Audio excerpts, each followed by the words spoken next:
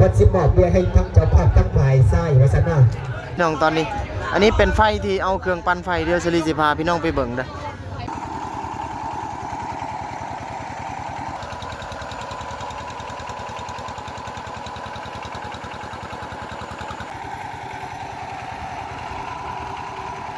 ทั้งตู้ทั้งตั้งนี่ผู้คนนี่มาหลายแล้วพี่น้องเนาะตอนนี้ก็พร้อมโดยเจ้าสาวและเจ้าบ่าวได้ออกพรตอนนี้เอาแอลออนเด้อเจ้าภาพเด้อระบบสามัคคีไว้สักหน่อยผู้ใดอยากออกก็ออกเด้อ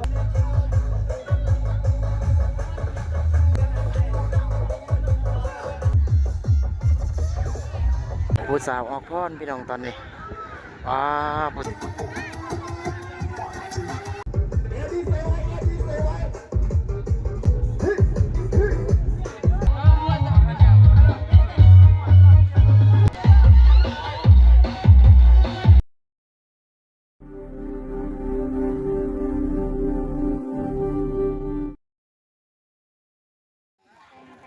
สบายดีพี่น้องเปิดคลิปตอนกลางคืนอยู่ที่หมู่บ้านแห่งหนึ่งบ้านคณินพี่น้องจุดนี้นี่ภาพมืดสลีคาเวียกหลายอย่างตอนกลางเว้นก็เลยเปิดคลิปตอนกลางคืนเอา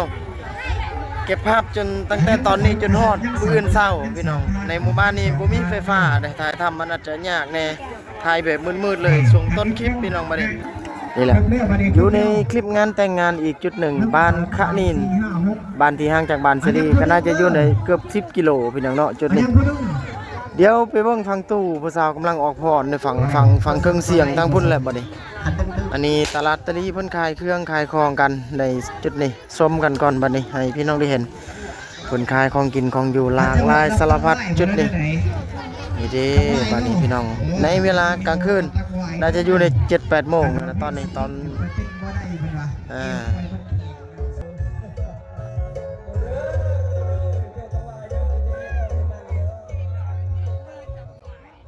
ขอบใจหลายๆเด้อครับขอบใจในโลกมาเป็นว่าเจ้าภาพทั้งฝ่ายยิ่งวันสิบบอกเบียร์ให้ทั้งเจ้าภาพทั้งฝ่ายไส้ไว้สักหน่อย2 3 4 5 6ไว้สักหน่อยเอาดีอยู่หุ้นเด็ดพี่น้องเลยกำลังอยู่ในขั้นตอนเวลาที่สวยงามเลยตอนนี้พี่น้องเนาะนี่มันลบไปผู้สาวกำลังเอามาเบียร์หมอเบียร์ต่างๆในจุดนี้หน้าวิธีนี่แหละล้มแหงพี่น้องตอนนี้อันนี้เป็นไฟที่เอาเครื่องปั่นไฟเดียวสลีสิพาพี่น้องไปเบิ่งเด้อเครื่องปั่นไฟแขกคนนี่มาหลายแล้วแขกคนเดี๋ยวไปเบิ่งเครื่องปั่นไฟก่อนพี่น้องนี่เด้อเครื่องปั่นไฟเพิ่นเอาเครื่องปั่นไฟนี่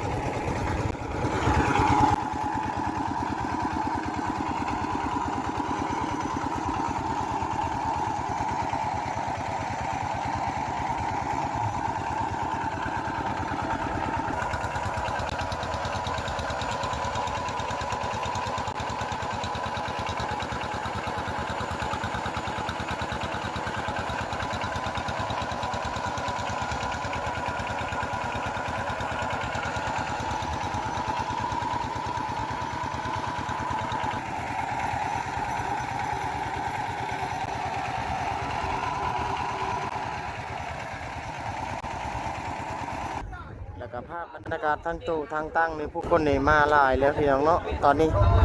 ในเวลาน่าจะอยู่ใน 7-8 โมงในตอนนี้ 8 โมงพี่น้อง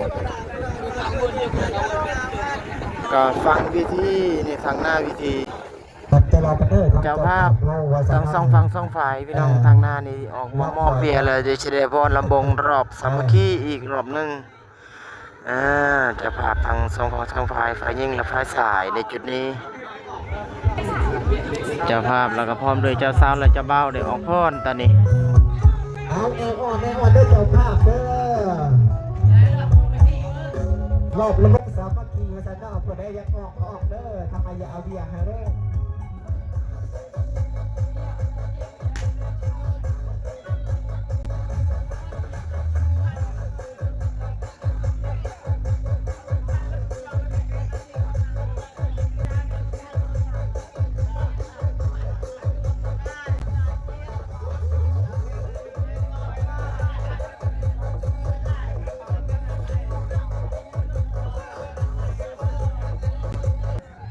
จ จัดรอบวัยรุ่นบ้านคณินหรือว่าบ้านเจ้าภาพไฟยิ่งตอนนี้พี่น้องเนาะกำลังจัดรอบอยู่บัดนี้ทางนี้ปล่อยเพลงแล้วบัดนี้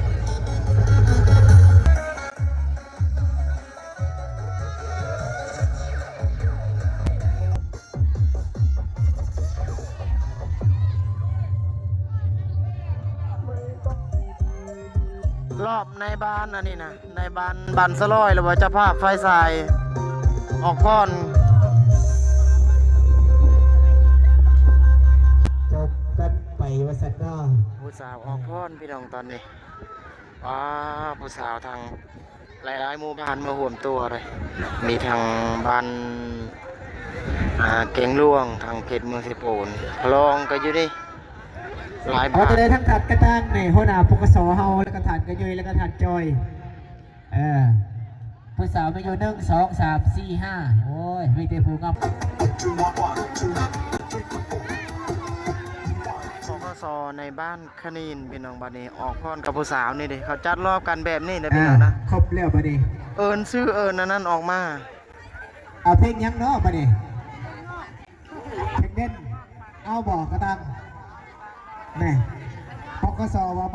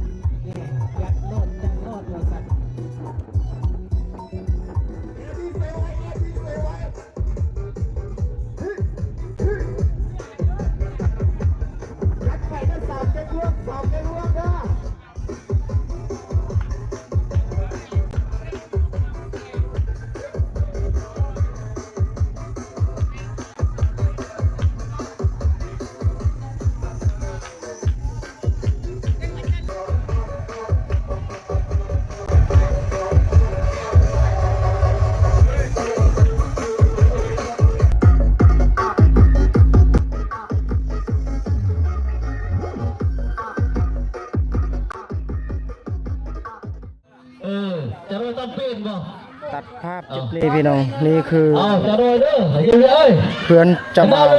ทางไฟสาย จะโดนฮูด สลีตัดภาพ โหดตามเลยจะโดนเด้อ เมื่อคืนก็ จะ เปิ โด ด น กันอยู่ ที่จะโดนชวนเด้อ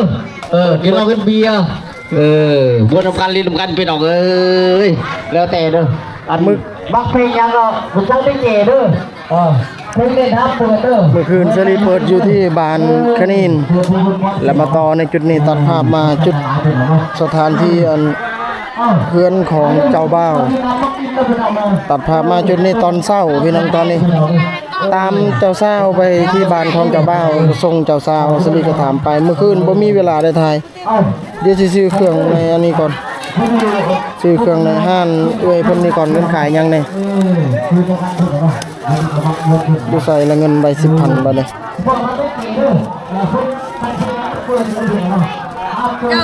อากันโถ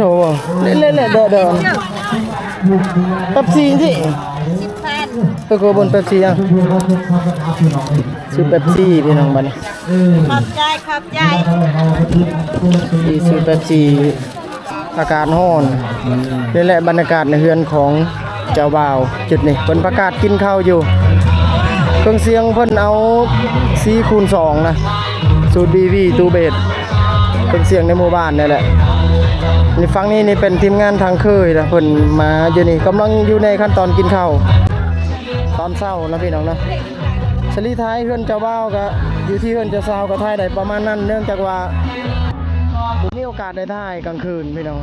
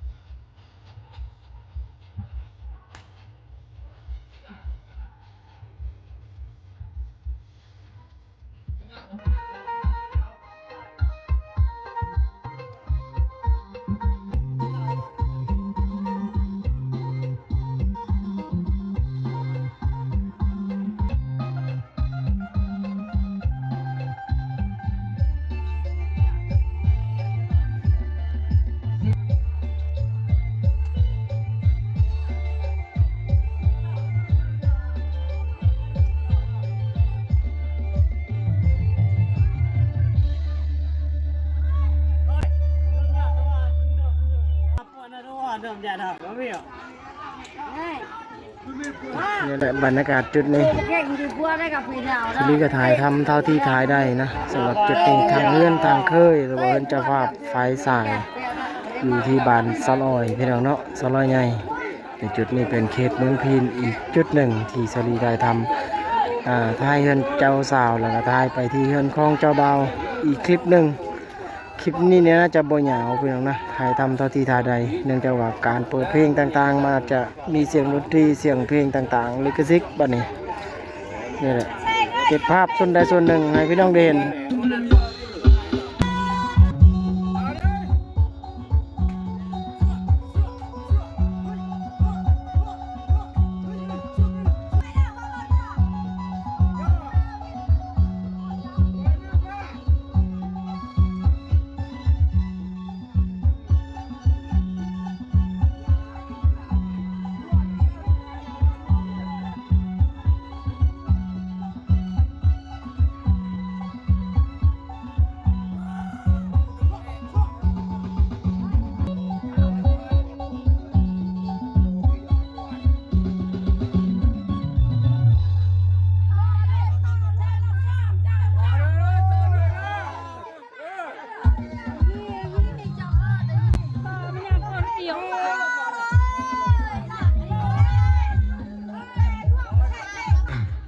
มาเมื่อมาเป็นมาของนี้ฮะพี่น้อง เจ้าภาพประกาศพี่น้องตอนนี้ ไม่ยากอ่ะเพิ่นนั่นแหละ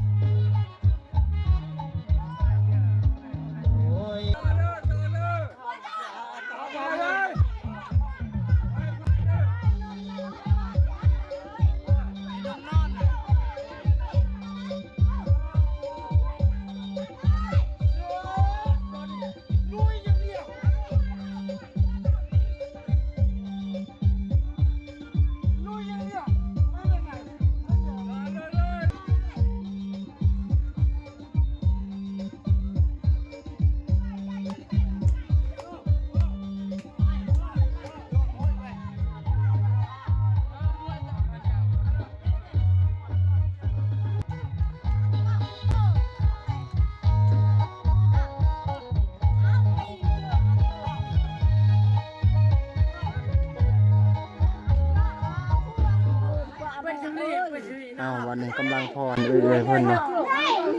ดีเจเพิ่นยังขาลมโทรศัพท์บรรยากาศเจ้าภาพเพื่อนไฟสายสลอยใหญ่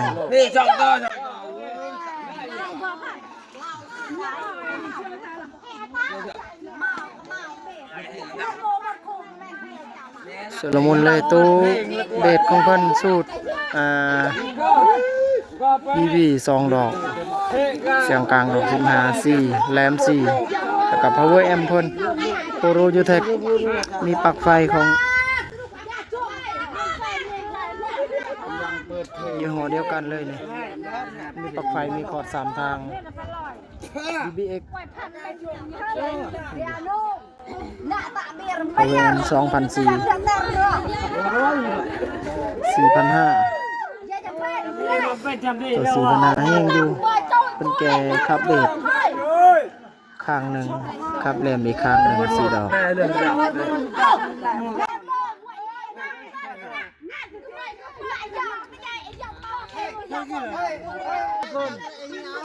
มันขอเพลงกันอยู่ทางไหนเล่นมา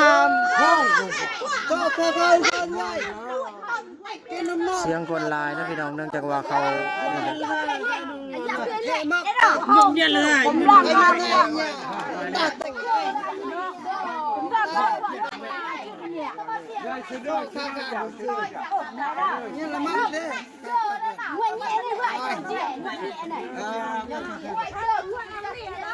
พี่ทำไม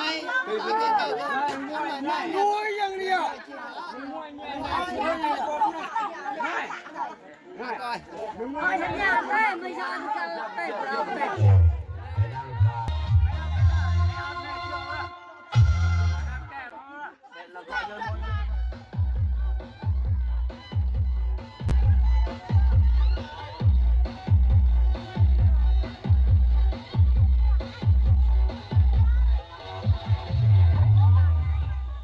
พี่น้องสลี